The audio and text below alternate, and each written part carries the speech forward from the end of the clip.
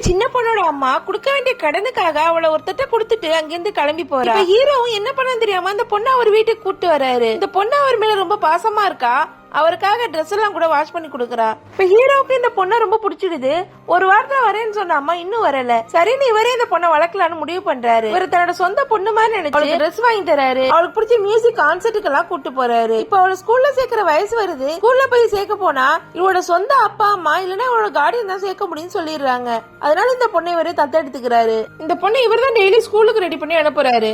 இப்ப இந்த பொண்ணுக்காக ஒரு டெய்லி லஞ்ச் எல்லாம் ரெடி பண்ணி கொடுக்கறாரு. இப்ப இவ வளர்ந்துடுறா. இவ காலேஜுக்கு என்ட்ரன்ஸ் எக்ஸாம்ல கூட எழுத போறா. இப்போ ஃபர்ஸ்ட் மார்க் எடுத்து பாஸ் ஆயிடுறா. இவருக்கு அந்த பொண்ணை நினைச்சு ரொம்ப பெருமையா இருக்கு. என்னதான் இவங்க ரெண்டு பேரும் ஒன்னாவே இருந்தா அவர் இவ ஒரு முறை கூட அப்பானே கூப்பிட மாட்டேங்கிறா. ஆனா அவன் மேல அப்பா கிட்ட எந்த அளவுக்கு பாசமா இருப்பாங்களோ அந்த அளவுக்கு பாசமா இருக்கா. இப்படி நல்லா போயிட்டு இருக்கப்போ அவருக்கு திடீர்னு ஒரு கால் வருது. யாருன்னா அந்த பொண்ணோட பாட்டி தான். அவனோட அம்மாவுக்கு கேன்சர் வந்திருக்கும். கடைசியா தன்னோட பொண்ணை பார்க்கணும் ஆசைப்படுறான்னு சொல்றாங்க. இவர் அந்த பொண்ணை அவங்க அம்மா கிட்ட கூட்டு போறாரு. வருஷம் கழிச்சு தன்னோட பொண்ணை பார்த்துதான் அவங்களுக்கு ரொம்ப சந்தோஷமா இருக்கு. எப்படியாவது என் பொண்ணை அவரோட அப்பா கிட்ட சேர்த்துருங்கன்னு அந்த அம்மா இவர்கிட்ட கெஞ்சிரா. இவருக்கு ரொம்ப கஷ்டமா இருக்கு. சரின்னு சொல்லிட்டு அவங்க அப்பா தேட ஆரம்பிக்கிறாரு. பார்த்தா அவருக்கு கல்யாணம் ஆகி வேற ஒரு குடும்பமே இருக்கு. இருந்தாலும் பரவாயில்லன்னு இந்த பொண்ணை அவரையும் மீட் பண்ண வைக்கிறாரு. இப்ப அந்த பொண்ணை அங்க விட்டுட்டு வீட்டுக்கு வந்ததும் அந்த பொண்ணோட சின்ன வயசு போட்டோ பாத்துட்டு இருப்பாரு. அவருக்கு திடீர்னு ஒரு கால் வருது. யாருன்னா அந்த பொண்ணு தான். அப்பா என்ன நீங்க இங்கே விட்டு போயிட்டீங்க, நீங்க தானே என்ன கூட்டு போகணும், சீக்கிரம் வாங்கன்னு சொல்றா. அவ அப்பான்னு கூப்பிட்டதுமே ரொம்ப சந்தோஷமா இருக்கு. பொண்ணே கிளம்பி போறாரு. ஆனா அவ எவ்வளவு நேரம் வெயிட் பண்ணாலும் அந்த அப்பா வரவே இல்ல. இப்ப 10 வருஷமா அவர் தேடிட்டு தான் இருப்பா. இப்ப ரோட்ல போறப்போ ஒரு பேனரை பாக்குறா. பார்த்தா அதுல ஒரு பேர் போட்டிருக்கு. ஆக்சுவலா இவ அந்த பேர் வச்சுதான் இவரை கூப்பிட்டுருப்பா.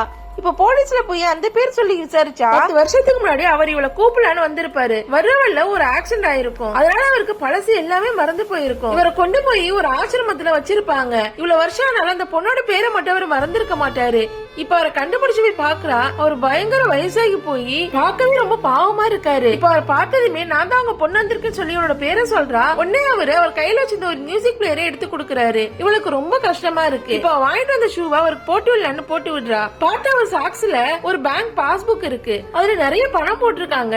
அது இவளோட பேர்ல தான் இவர் போட்டு வச்சிருக்காரு. இவரோட ஃபியூச்சருக்காக இவர் சேர்த்து வச்சிருப்பாரு. இது பார்த்ததுமே அவளுக்கு இன்னும் கஷ்டமா இருக்கு. அவரை பிடிச்சிட்டு பயங்கரமா கட்டி பிடிச்சு அழ ஆரம்பிக்கிறா.